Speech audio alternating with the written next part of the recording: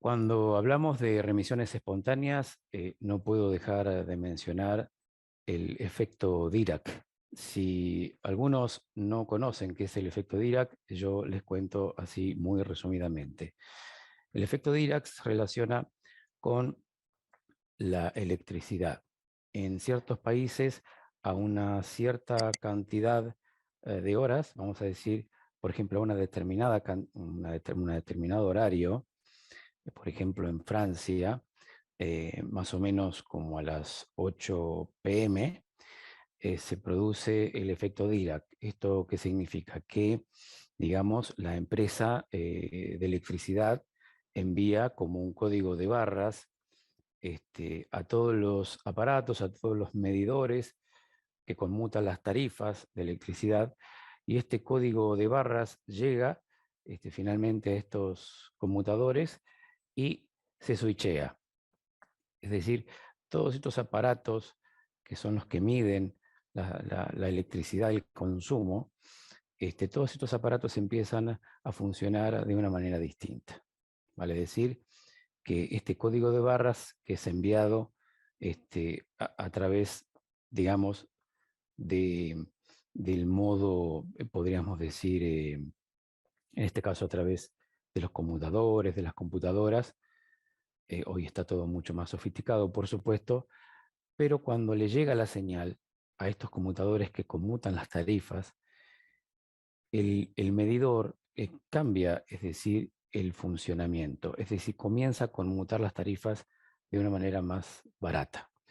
Esto significa que el aparato se switchea y en vez de seguir funcionando en 220 volts, pasa a funcionar a 175 Hz.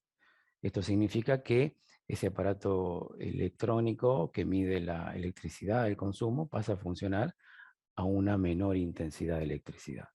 Cuando sucede esto es que obviamente hay un objetivo, que es que todos los aparatitos electrónicos que miden la intensidad de la electricidad, todos al mismo tiempo comienzan a ahorrar energía.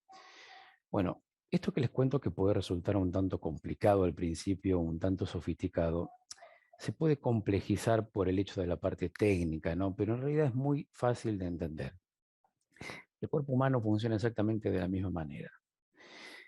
Hay un momento determinado en la vida que cuando vivimos conflictos emocionales, en el caso que nos enfermemos por un conflicto emocional, porque como siempre digo, el ser humano se puede enfermar de dos maneras. La primera, a través de un estrés físico, y la segunda, a través de un estrés psíquico. De las dos formas nos podemos enfermar, según mi experiencia.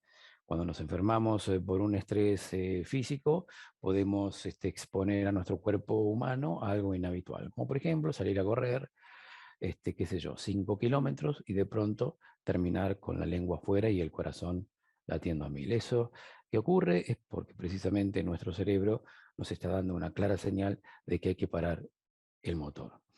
De hecho, si no fueras por esa señal que nos envía nuestro cerebro, probablemente se produciría alguna desconexión de la conciencia, se produciría algún desmayo, que es lo que suele pasar muchas veces cuando ciertas personas no están acostumbradas a exponer a su cuerpo a ciertos niveles de estrés, y es por eso que cuando empiezan a someter a su cuerpo biológico a algo inhabitual, como por ejemplo salir a correr pero sin estar preparado, sin estar adaptado a esa situación, solo por quizás querer bajar un poco la panza, el hecho de exponerse de esa forma y produciendo ese sobreestrés físico hace que el cuerpo físico se estrese físicamente. Entonces, cuando venimos de correr, ¿qué es lo que sucede si es que no estábamos acostumbrados a salir a correr de esa forma?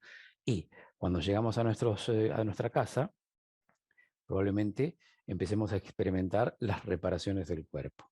Inflamación, dolor, estado febril, cansancio, fatiga, dolores musculares. El cuerpo claramente se enferma.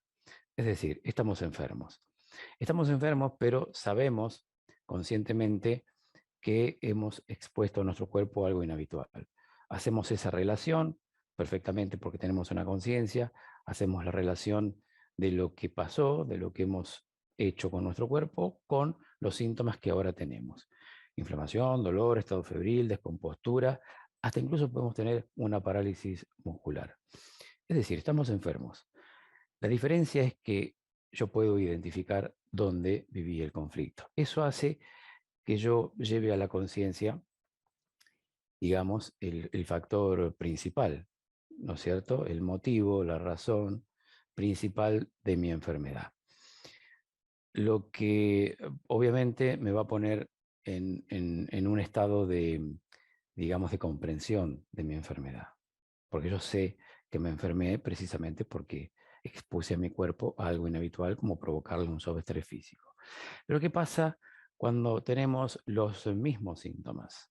¿Qué pasa cuando experimentamos exactamente las mismas inflamaciones, los mismos dolores, el mismo cansancio, las mismas descomposturas?